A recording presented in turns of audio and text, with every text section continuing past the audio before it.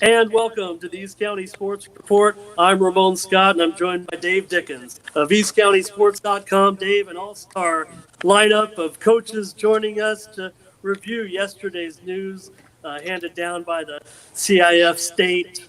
Information regarding the upcoming athletic schedule. I think we all know the news by now that, hey, we've got football in December, in January, and we're looking forward to that. Got other sports to look forward to keep us occupied, and these guys are plenty occupied right now with their situation, of course. Joining us, head coach Tom Karllo of the Grossmont Foothillers. Look at Coach Karllo. He's made time for us from Lake Tahoe. What a beautiful day. Atta boy. And Coach Nick Osborne of the CAJON Valley Braves with us. Assistant coach, athletic director David Beezer of the Christian Patriots, and head coach JASON TEXLER of the Eastlake Titans. Of course, he's always welcome on East County Sports as head coach of that 2005 Braves team that we'll talk about forever. And Dave, I want to just thank you for getting together this panel because this is an important show. We're going to review the news that came down yesterday, and we're going to look forward to football eventually. Thank you, Dave, for getting our guests. Well, I just wanted to start off and say, again, I can't thank everybody enough. I mean, I think that I talked to Coach Karllo, I talked to Tommy first and foremost, and I thought, why not? I mean, wherever we are, I tried to even get I tried to get the bone to be part of the thing, but he said, I'm down to Cabo, man. I don't know if I'm going to be able to join you guys, and I'm talking about Scott Longerbone, but hey, you know what? I still got an all-star cast here, and I really appreciate it more than you can possibly imagine.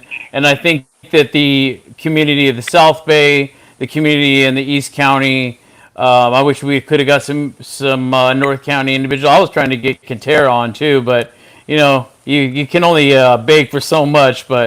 And then for Coach Beezer to give us kind of an insight from the private sector as well, and how they're going to do things too. And that's kind of where I wanted to start is with Coach Beezer. What are we doing anything different? And are we starting at a later date? Or are we having something different going on since you are in the private sector?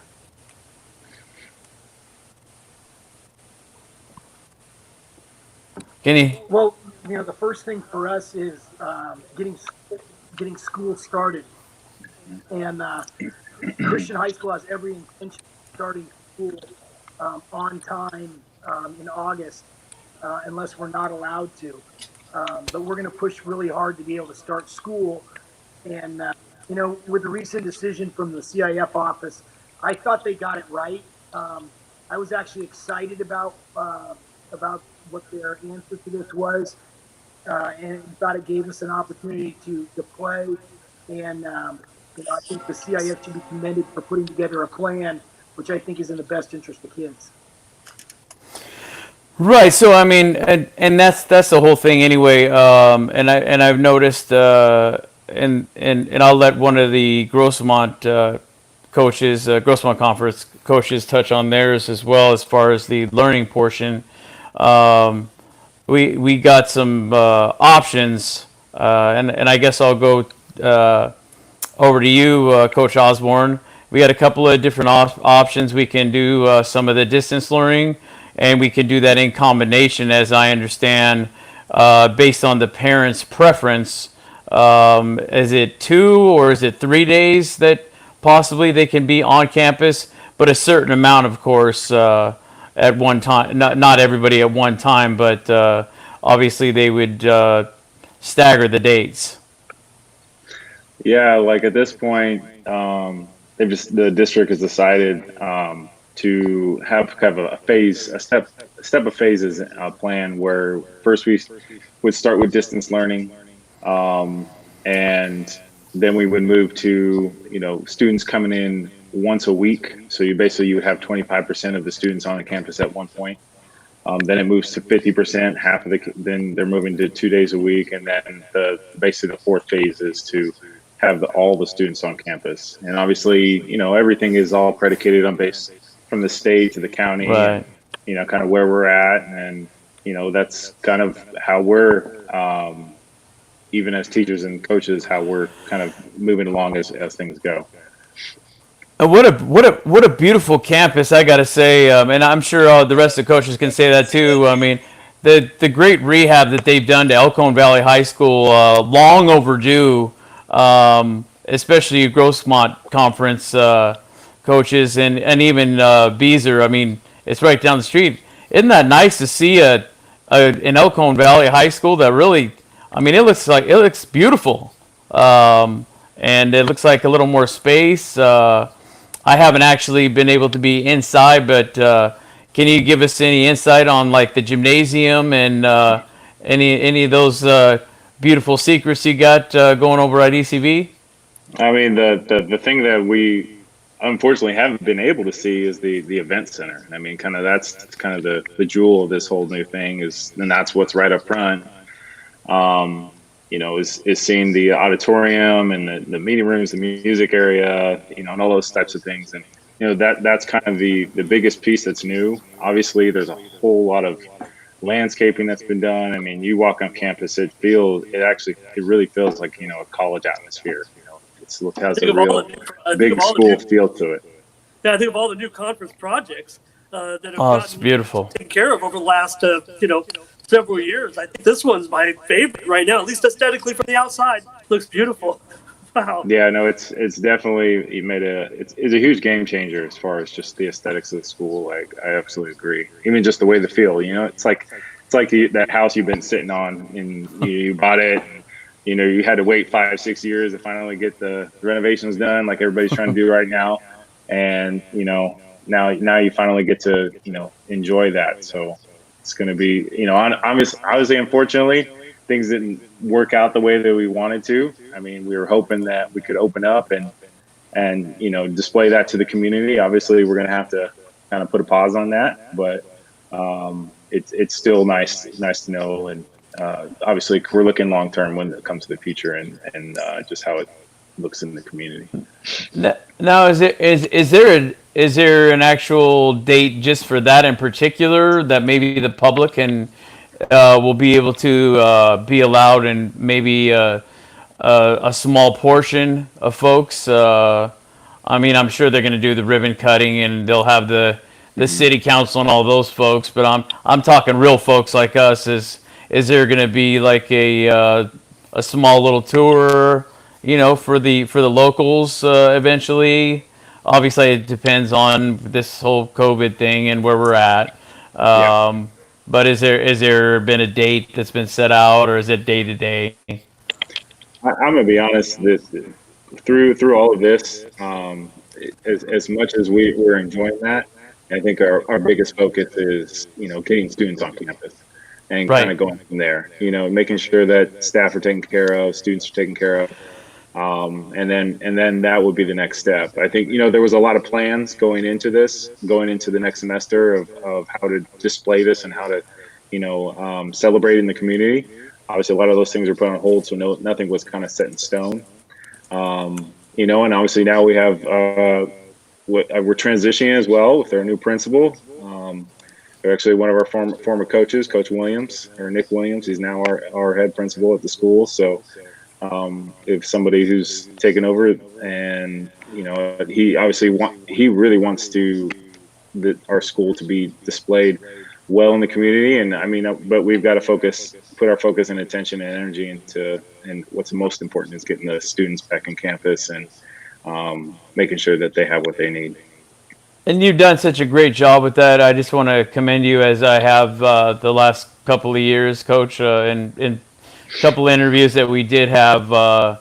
Just the way you've done as an educator, and also as a football coach, the way you've turned that Elkhorn Valley Braves whole program around. I'm sure the coaches that are surrounding you right here, right now, can tell that you really put some good work and turn that program around and kind of turn the mindset around these they're buying into what you're selling, and that's the beauty of it, as far as athletics are concerned. With that being said, I'm gonna shift gears over to the guy that's enjoying his vacation the most. That's the furthest out there. First of all, how's the weather out there, Coach Carlo? out in Tahoe, how nice is it out there? It's beautiful out here, sitting out on the deck. My parents got a place out here. The family comes out here. Okay, I thought you were looking for an opponent. Yeah, exactly. It's beautiful. Hey, just be careful. That's reckless being that close to a fire. Yeah, got a little s'mores going. The family, it's awesome. Coach Tommy, we've got a lot of coaching experience on the screen right now, but you guys are all going back to school. It's like we're all rookies on the coaching level again, just trying to figure out the best way to go about it, keeping in contact with players, veterans, and youngsters alike, and just trying to find a way through this whole thing. And hopefully with the schedule, if everybody's heard, we're going to start practicing in the middle of December, hopefully for that target date of January 8th. It seems like a long ways away, but that set in stone has to give us a little bit of confidence and give you guys some time. I guess we're all on the same page here with the announcement, the timetable. Cross our fingers and pray to God.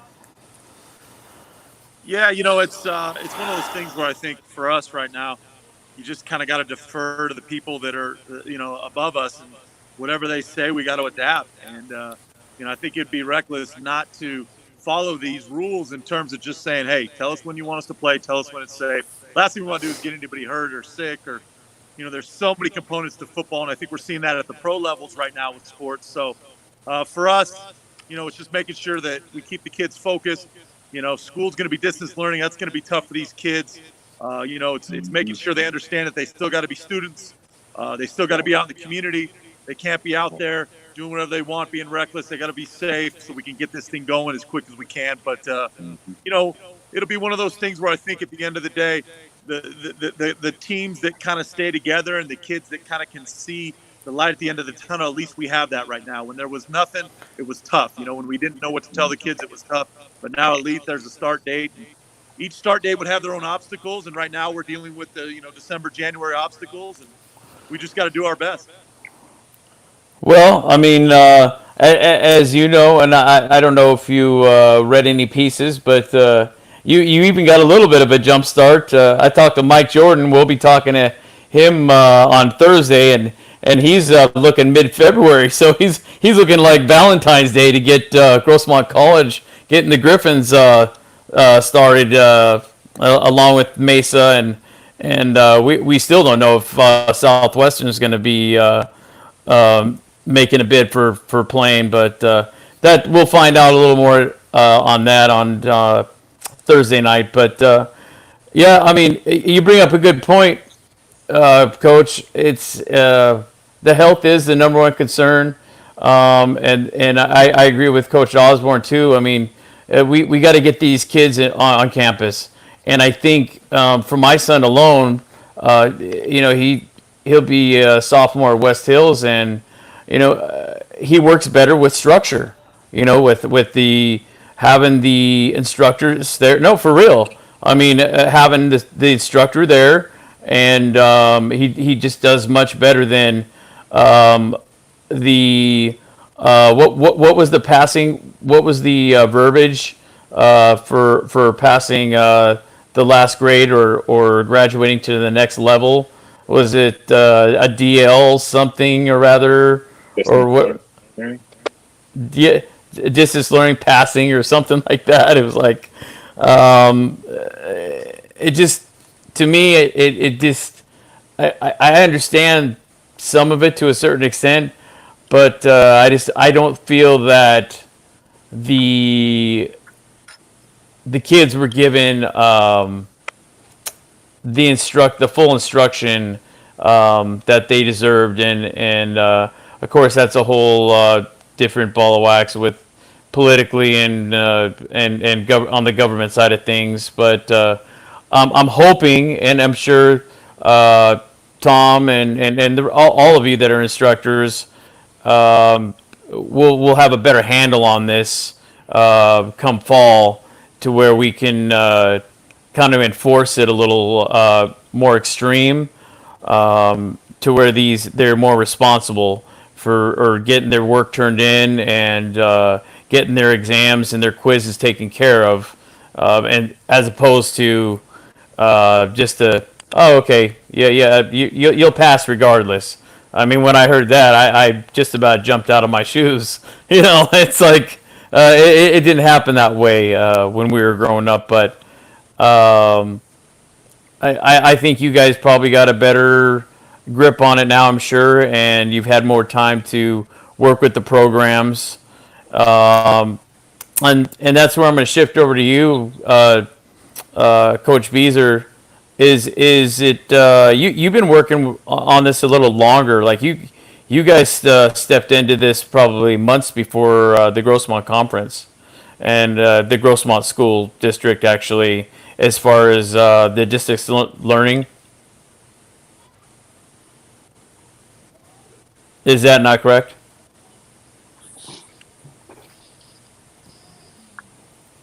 We might be having a little bit, Dave, a little bit of delay with Coach Bees. I've had trouble getting him back on and off the entire show. So, want to give him one more chance to see if he heard that question. Yep. Dave, did you hear that? I was trying to see if you had a little bit more of a head start over the Grossmont district. I can't hear your question. Something going on with Do you think you can relay it to him? Maybe Ramon, he can hear what I was trying to. Maybe, Dave. Can you hear me, Dave? Coach Bees. I think he's frozen. All right, maybe so. Darn, we've had this twice. We tried to want Coach Bees to give us his input and have trouble getting him. But hey, we got Coach Karlo up Lake Tahoe, Coach Osborne with us, and Coach Jason Texler. Texler's just stepped out of the room. We'll get to him also in just a moment. So, Coach Karlo, when I see teams out there that have been doing some workouts in the previous weeks, it almost seems like athletics has gone to a little bit more of an extreme to protect themselves.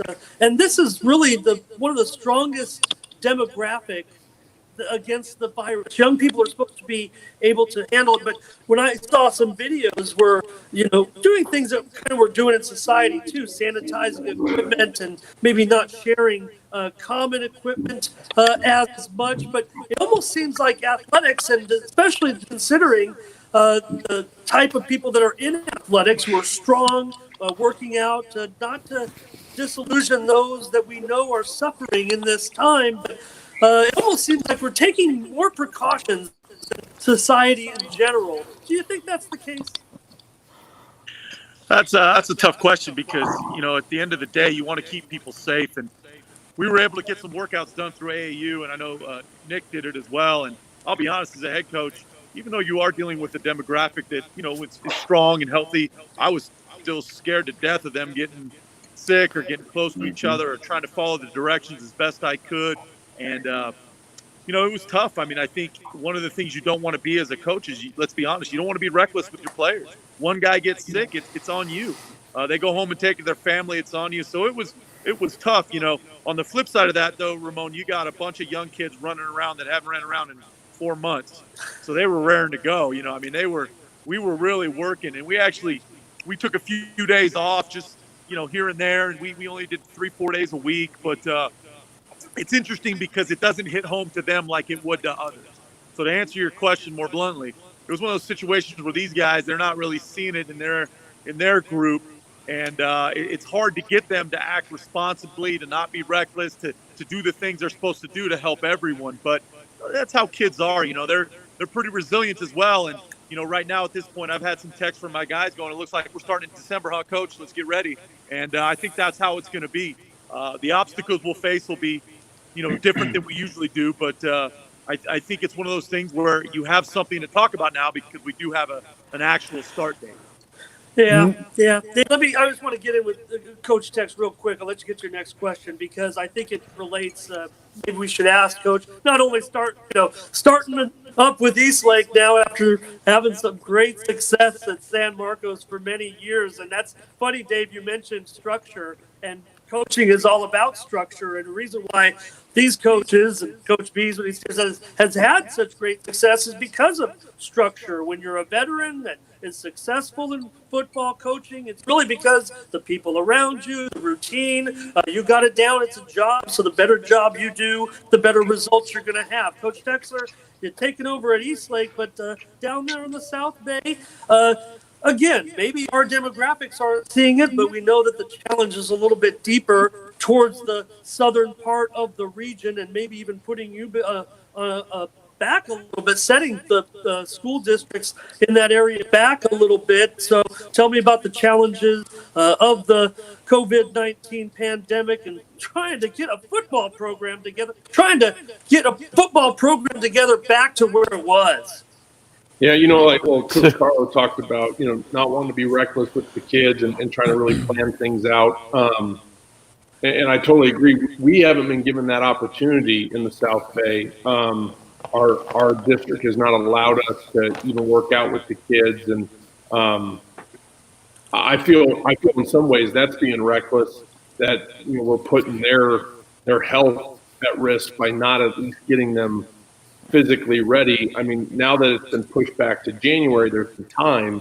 But had we started in September, Yes. I know that you're worried about, COVID, but at the same time, you take a kid that hasn't done anything for 3 months and he gets thrust into the rigors of getting ready for a football season, you're putting their health at risk. And that's something where, as a coaching staff, we don't want to be reckless with our kids, with their health, with our planning and all that. And but now that there's a little bit more time and we're going to be getting into school, even though it looks like it's going to be distant learning, we start August 3rd. But as a coach that has taken over during the coronavirus itself, I'm way behind the 8 ball, and with not being able to meet with the kids even via AAU. I'm nervous about the upcoming season, but I'm also very glad that we're starting later this year. For me, it's really going to help out in terms of getting used to the kids and getting ready and everything. And I was lucky enough to get to coach with Coach Carlo this last year and coach with them and coach for him and learned a ton. And I'm going to bring hopefully some of that to Eastlake football, and I'm really excited and hope to, take some of the things I learned with what he does on offense and kind of hit the South Bay with reckless abandon on offense. I tell you, that's an understatement, Coach. When you're talking about when you're talking about Tommy, boy, I tell you what, talk about putting up some offensive points. That is an understatement. And congratulations always, coaches, how well you do, in particular with your offensive program day in, day out. I mean, you were a great quarterback yourself, especially at Grossmont College. So, I got to give you credit where credit's due. But what you were touching on, Coach Texler, was absolutely right. And we talked about it briefly in text. I understand, and this is just my opinion.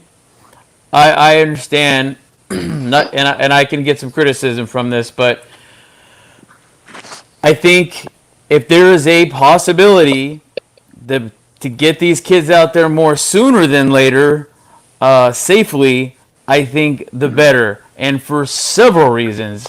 For a lot of these seniors that. The scouts can't even come out and look at them. This is something they could be playing for the next 4 years. Or this could lead to their chemical engineer degree. How are their parents going to pay for it if they don't have the scholarship? If they don't have the look from the scouts? And again, I don't want to take away from the safety precautions. but I also think that I think what really we're concerned with is these kids bringing it back maybe to grandma and grandpa more than the students themselves. Because let's face it, if we look at the numbers, the actual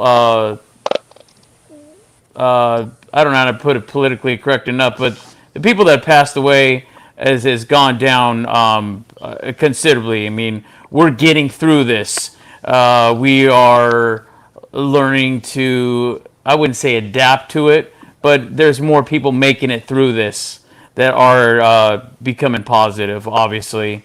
And, if there wasn't the grandma and grandpa or people with underlying health issues, I think that would eliminate a lot of the obstacles. And I think all you coaches would agree with that, to where we could get these kids on the field.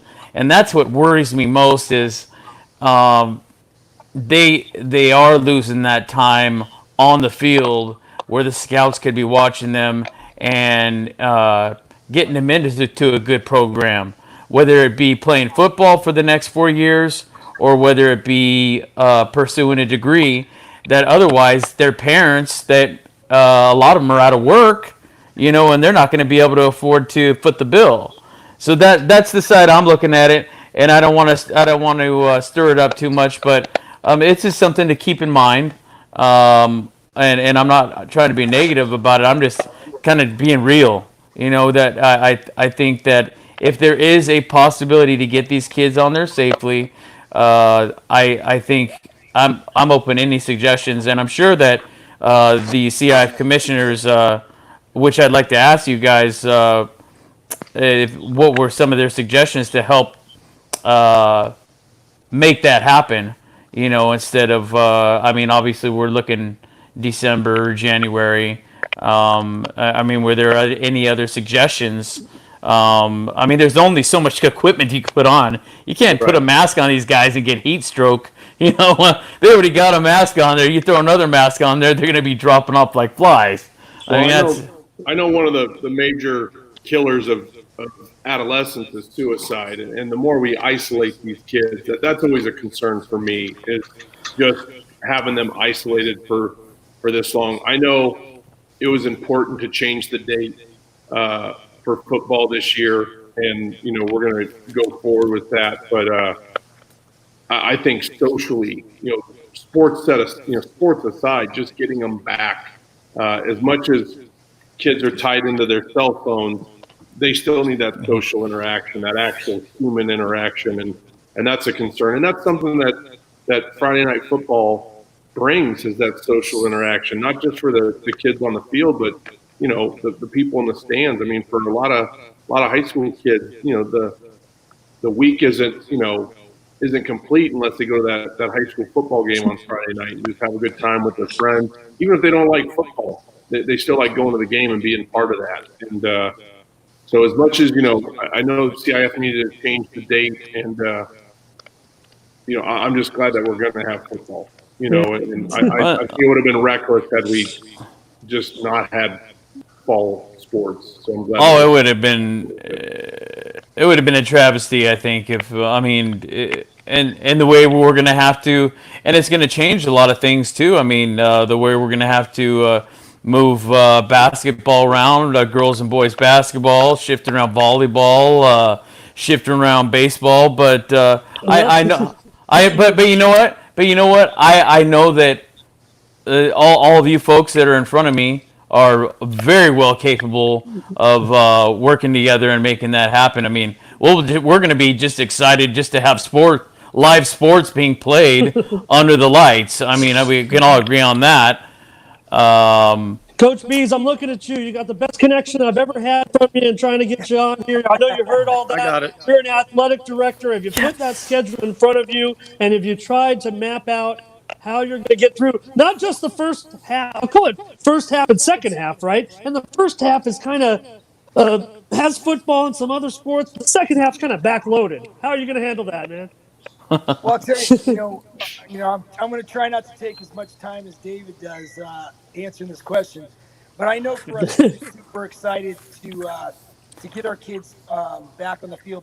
I think one of the big things was this gave kids light at the end of the tunnel. When they said, okay, we're going to go in December. And then now for us, it's just, it's figuring out how to do all that we're going to do. We're cramming 3 seasons into 2. And I don't think it really affects the fall so much as it affects the spring, because there's so many activities going in the spring compared to the fall. And so I think that winter season now that was the fall season is going to be extremely busy. But I know we're excited about getting our kids together. When we told them that we were going to have a season, kids are resilient. They were excited about that news. And I think, now it's just a matter of figuring out how to pull it all off. But I know, the coaches in San Diego will do a great job in figuring it out. We had an opener scheduled in Nevada, and so that's going to go away, and we're trying to replace that one. So there's going to be some scrambling for teams.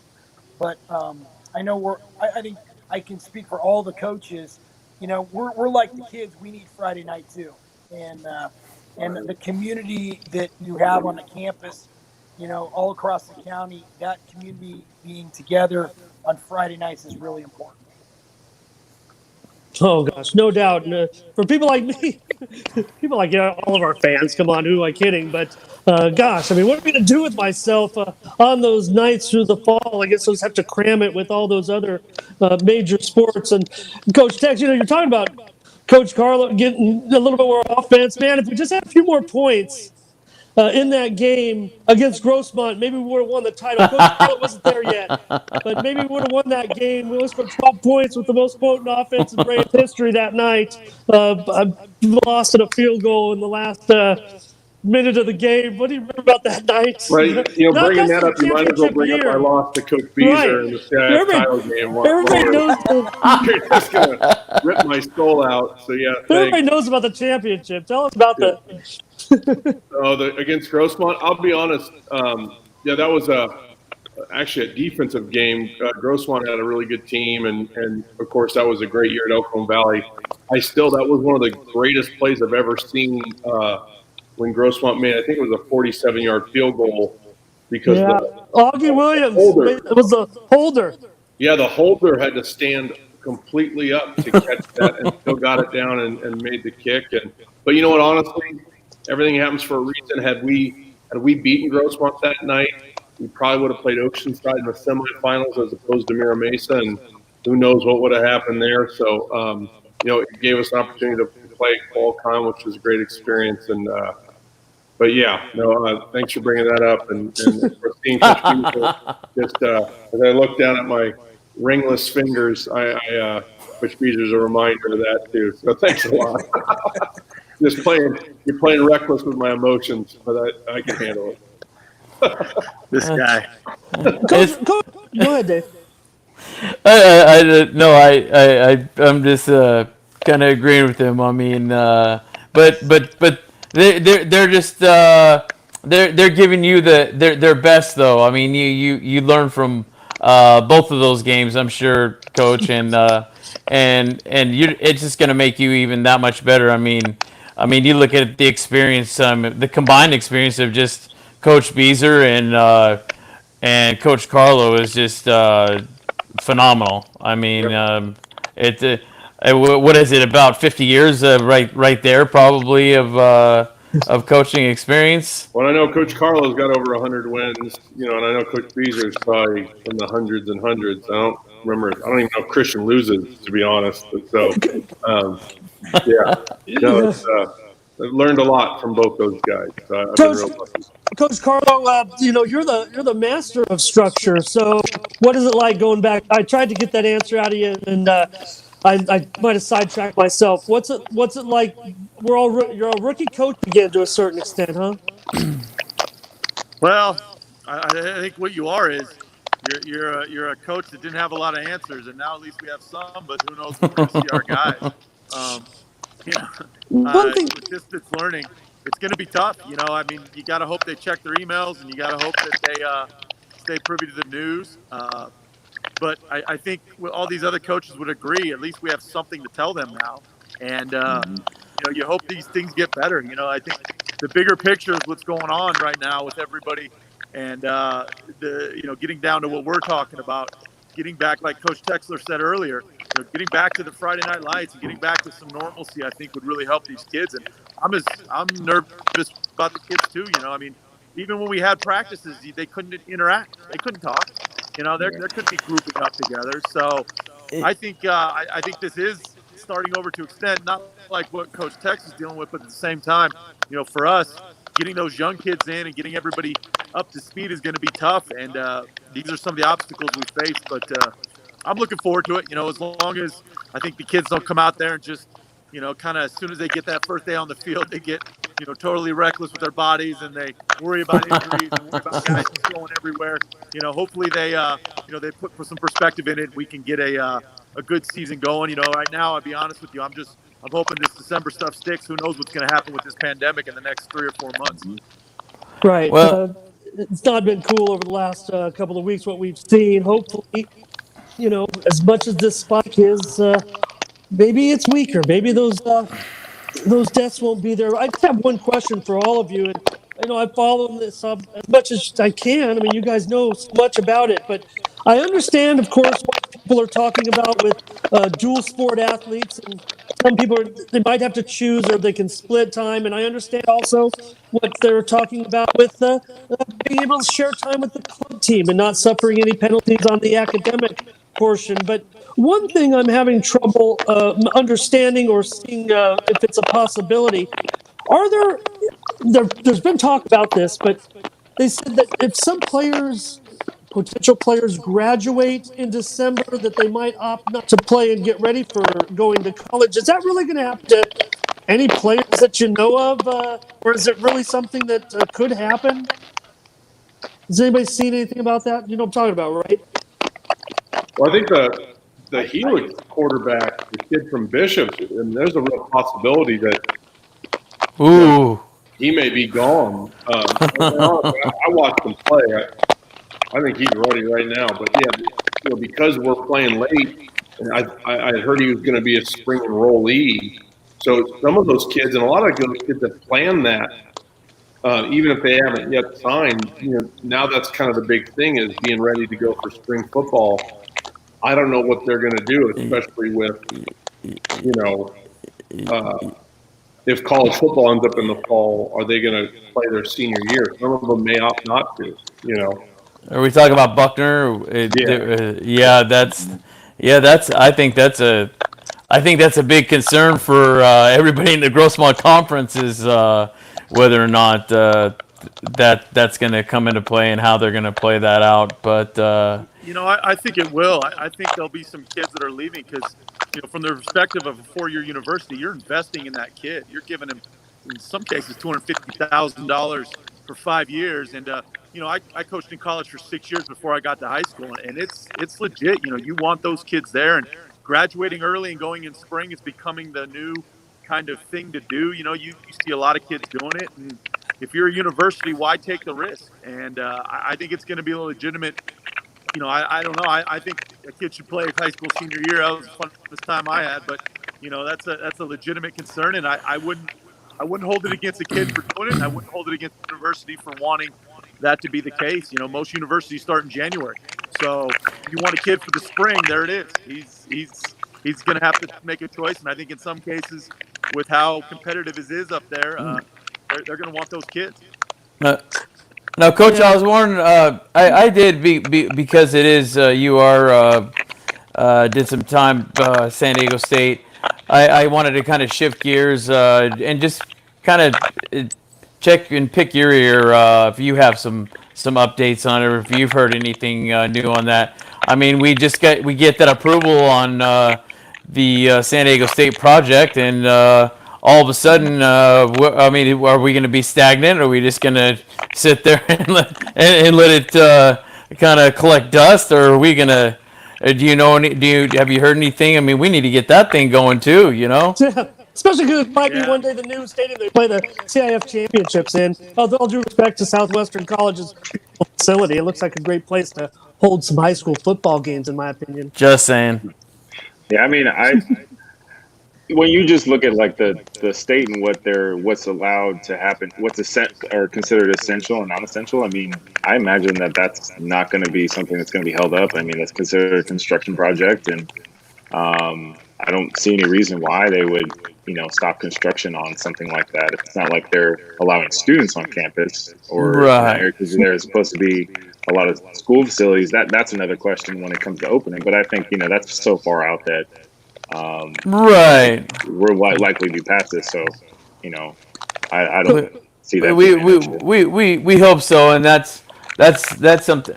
I was kind of concerned why what the delay was in the first place. I mean, especially when we were going through the early stages of COVID, I was like, you know what? Why don't we make a decision on this right now instead of wasting all this time, where we could get together and as a council and talk about this and get this thing done.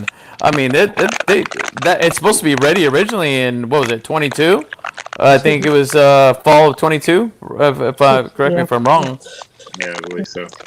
And Coach Osborne, as someone who's coached multi-sports, tell us what the athletes are facing challenges if they have to decide between one sport and another. I mean, we've heard talk about it. Maybe just communicate with your coaches. If you're, just an athlete who wants to participate, we're not going to hold these kids back. We want them to have the time of their lives, especially right now. I mean, this is going to be one of the most important classes you guys are ever going to give instruction to. I mean, you guys are going to pour your heart and soul into this one, I'm sure, because this is almost a little bit of a mini generation that is going to need some support. Yeah, I mean, first of all, I just reiterate what the other coach said, and that I mean, it's just exciting the fact that we're getting ready for sports, that we have dates, that we have something to look forward to. When a couple months ago, there's also uncertainty of whether we're going to have anything. And obviously it's going to be a tough decision for a lot of kids. But I think the majority are going to be satisfied in the fact that, hey, I'm going to get a good quality experience to end my senior year. So I think, yeah, it's going to be tough, but I think like we're all saying, kids are resilient. They're gonna face the challenges just like the rest of us will. I think some of our kids will surprise us in these scenarios. Oh, yeah. I think they're going to grow a lot faster than we'd expect. And, especially when this thing all started, the one thing I noticed is that it's a lot of the kids, you could tell, didn't really fully understand what was really happening. Like even when we first started back up and started practicing, you saw a lot of excitement, a lot of energy, and but you also had to kind of tell them, like, hey, like, we have to take this seriously. Like, we can't just mess around and, start fist bumping, hugging, and, doing all that. It's like, no, hey, guys, like, mask on, hit the field, then you can take it off, keep your distance. So, we're going to see a lot of growth, a lot of maturity. Honestly, I'm anticipating a lot of exciting things for our kids this year. I think about all the challenges kids have been through, that we've been through in our lives. I think this is going to be a special class, and so yeah. I agree. I agree, and my biggest question for all of you and how it's been, and I've asked my son, of course, too, being a sophomore himself. How has it been? How's been the reaction overall of not being able to use the football? I mean, that is the main object that we use, is the football. I mean, we can't really run effective plays without the actual football. And I was thinking, we already for years have used towels to dry off the ball. Get a new fresh ball in there. And I was thinking, I mean, there's got to be some sanitized towels already ready to go, like I don't know, a big bucket full ready to go, and keep those footballs fresh. I mean, as far as that's concerned, I thought that might be. I mean, maybe I'm way off, but I thought that would be one of the easier things to take care of. Yeah, I think it would. I know Coach Owens at Helix found something that's like a infrared wand that's supposed to help kill, the any possible germs. And I think Coach Carlo may even got one. Yeah, I think the key is to just have a plan and not just recklessly go out there and just do whatever. Oh no. I'm really excited about playing in the winter because I feel like the crisp winter air, the football will travel faster. Maybe we'll throw the ball a little bit better. So I'm excited for that. Yeah, Absolutely. Coach Tommy, you got one of those. You got one of those UV ones that disinfects things. I saw. We used a ton of hand sanitizer, but all this stuff is it's so new to us. I Right. keep hearing Texler saying the word that to me is the word of this, which is reckless. You can't be reckless with your players and reckless with their education and reckless with the equipment and reckless with your coaches. You got to be smart. And at this point, who knows what that is? And we're still all figuring this out. But I just keep coming back to that word reckless because that's what you don't want to be. You get one or two guys go down and you're in trouble. So we didn't get the wand. We definitely had a lot of hand sanitizer. We had a lot of social distancing, which Dickens earlier said, it's tough to do that with football. But those are the signs of the time. One of the things I want to touch on, I think the other coaches could jump into is, you look at the NFL plan and they've got millions of dollars and billions of dollars in football contracts with the televisions. One thing high school sports, we need, and I think David Beezer could say this, you need football for revenue. We run the snack bar football program, and that's how I pay my coaches. And so one of the points of, I think, for us seeing football play is, we got to be in a situation where we have fans there. We got to have that revenue and that money coming in for our sports, or else it's going to be a tough situation to be in. So having it moved, hopefully, will get us back because having the fans there, having it as normal as you can be is going to be crucial, not only to us, but to the school and the ASB and the athletic department and all the things that go with football, raising revenue. Especially and the little things, Coach. I tell you, and no offense to anybody, please don't take offense to any other announcer, but man, you got one of the best announcers in the Grossmont Conference. Boy, he brings everybody together, and that would be the guy that would probably your first game is going to just blow the roof off the place, and he's going to, and that's just the beginning. He's got reckless abandon with that microphone, but he really does. Going back to that wand, I think that's something that it's just looking for different things that could help. I mean, maybe the wand's not the key. I think Coach Carlo, I know he said he was looking to get it. I think he may still get it to use at the Hills after the games, but I think it's just having a plan. When you get into practice, it's just going to be a little bit different. You just got to go about things a little different and try to have kids' safety in mind, not only during the play, but in between the plays is what's going to be at least important from an outside perspective, that we're going about things in a well thought out, non-reckless manner. And maybe even maybe we may is there a possibility we could create a position on the staff, for that particular situation. You know what I'm saying? Of making sure that all those things are taken care of and that they're watching those players. I mean, I know that's a lot of players to be looking at, but you never know. I mean, you get 1, 2, 3 people on the staff, and I mean that could make a big difference right there too. Making sure that they're doing exactly what they're supposed to be doing, as far as keeping themselves healthy and looking out for each other, as far as teammates. You know what I mean? Yeah, I think the trainers are going to come into it. That's just going to put more on their plate. That's what I'm saying. Maybe they would need some extra. Maybe expand that a little bit. And I know there's budgets and stuff, but this is where we would kind of call for it. This would probably call for the reinforcements. You know what I mean? Yeah. How much, guys? Coach B's got your back, so I'll go right to you.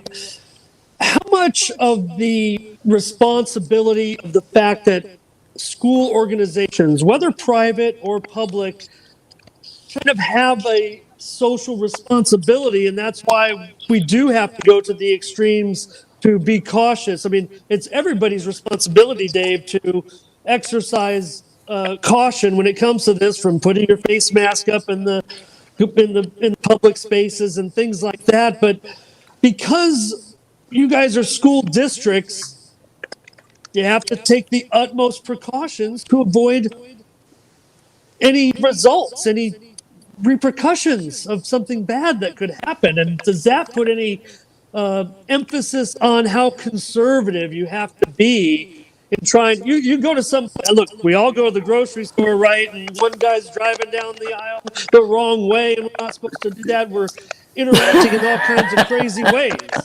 But yet, like I said, when we get to school, when we get to doing all these things, we have to take these precautions so we don't get in trouble. Yeah, well, the first thing that all of us know in this business is keeping our kids healthy is the most important thing we do. That's before the pandemic. And that's one thing that I know every coach in San Diego, our utmost desire is to keep kids healthy. The second thing we have to do is we have to focus, our energy on the things that we can control. So like right now, we can't use a ball, but we're working on footwork. We're doing the things that we need to do. It's also a moving target. There's no for sure's in this. And so what we all have to do is, I know when our kids show up, we take a temperature, we're going through all the procedures. But keeping kids safe is the most important thing. We're not going to have a lot of flexibility with that. I think there's a lot of pressure socially to make sure that the kids are in a good spot, kids are healthy. But also, there comes a point in time where we got to play football, and there's risk to that. There's risk physically to that. Now there's risk with the pandemic. But the reality of it is, we're going to do the best we can to keep kids healthy and still keep moving forward with our program. Absolutely. Well, I just wanted to throw something out there too, and I want to steer clear of that as often as possible too, of not making reference to the pandemic so much. But I mean, let's just look at it just briefly. And I talked to Coach Texler about it earlier. I mean, in 2018, there was more deaths from tuberculosis than what this pandemic of the COVID has, the havoc it's wreaked since its inception in the United States and globally. So, I think that we can. I think the more exposure with caution that we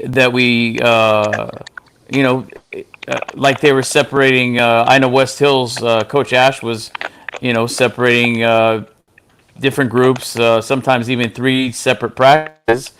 I think if the safer we play it, the better and the longer we can keep the season, because we don't want to do what we did, like opening up the country so fast, and then all of a sudden, okay, we're closing malls again. We're closing you can't even go buy a new barbecue now. Well, actually, no, Home Depot, you can still hit Home Depot up, but what I'm getting at is we went a little too fast, and we jumped the gun, and that is exactly what we were afraid of, is that more people were going to get sick, and it was going to increase. And 4th of July, unfortunately, we'll just call it unfortunate events that took place for 2 weeks.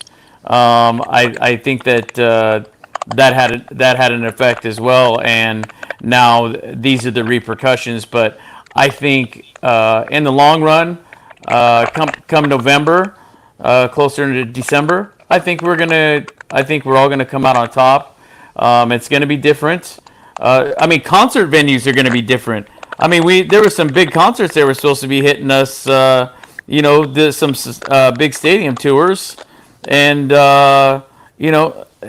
think about how different that's gonna be. Getting into a concert venue now, you know what I mean? It's probably gonna be a 6-hour process.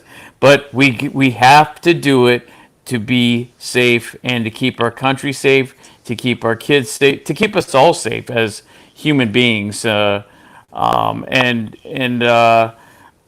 want to pretty much get your last thoughts in conclusion, and I'll start with Coach Osborne, and then let him go, and then we'll just go from there. Any closing thoughts on the starting date and being able to actually play football, being able to get these kids on campus? Yeah, the last thing I want to say is I think every coach that's done at least 1 year of football, or even on all the guys on here that plenty of years of football in their lives, can attest that football literally saves lives. And I've seen countless teammates, kids that I've coached, whether it's been in this sport or other sports, and it's literally saved their lives, whether it be in the moment or in the long term. And to be able to still have football it just goes beyond, I think, what we all see on a daily basis. I go countless stories of kids that have turned their lives around just because they've been a part of football. Not just, and I'm not just talking about kids who went on to end up playing in college, but just kids who changed because of the atmosphere that they're in. I think one of the biggest concerns, I think, like Texler brought up, was the mental health of our kids. That's really one of the major concerns. That's why we have schools, is to keep our kids motivated, to keep them out of depression, anxiousness. Like I said, I think that's why day one, when we all got our kids back, our kids were just like, the energy was probably the highest we've probably seen in a long time on a day one. And so I think it's really important to keep that as a priority, and for the state, county, district to continue to basically keep the hope up, because I think I've seen organizations make announcements and saying, oh, well, we're canceled. And that's what I was hoping that CIF would not do. And at least say, hey, we're planning for this. We're going to make this happen. We're going to basically exhaust any power and resource we can to make this happen. And so I think that's what's important, is to keep that hope alive. I think we all understand the reality of our situation, and we have to face those realities. Even going through this summer, we had to tell the kids, like, hey, I don't know if we're going to start on time, but we got to continue to work, because if we kind of just give up hope, then we're kind of losing the battle there. And so it starts with us, and it moves on to the kids and administrators.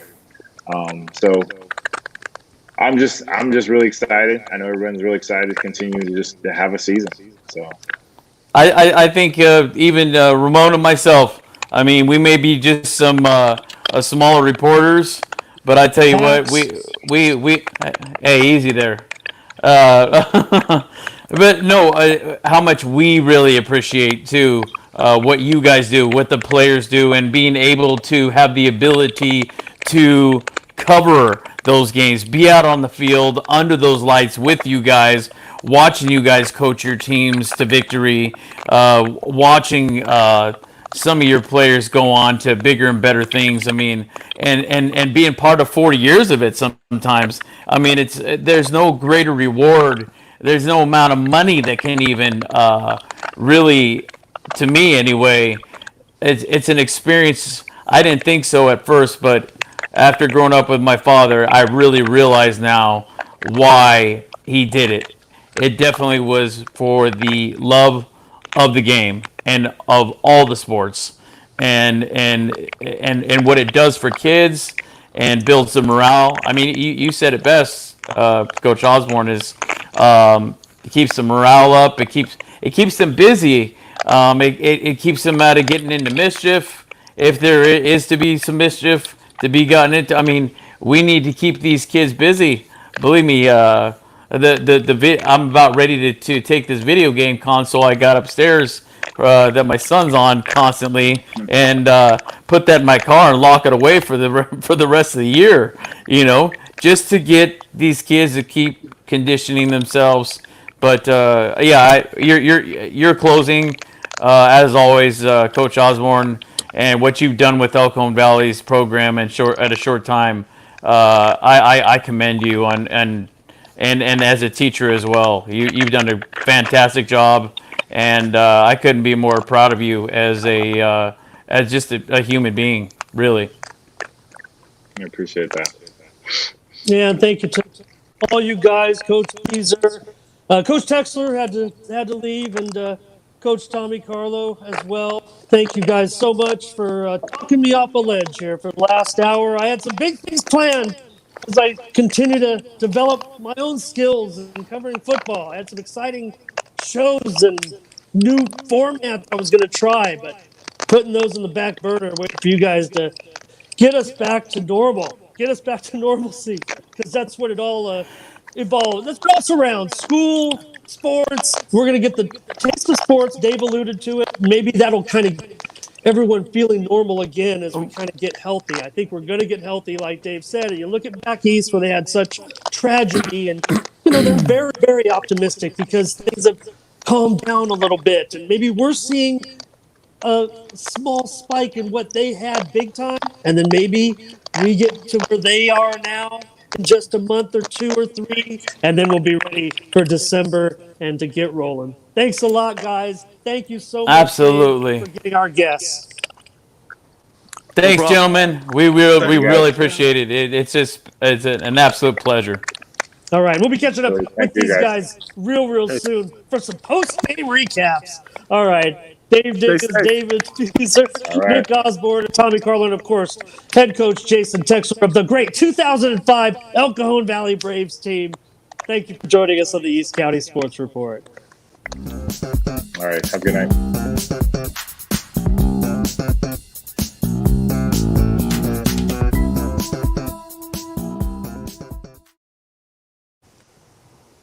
Did you just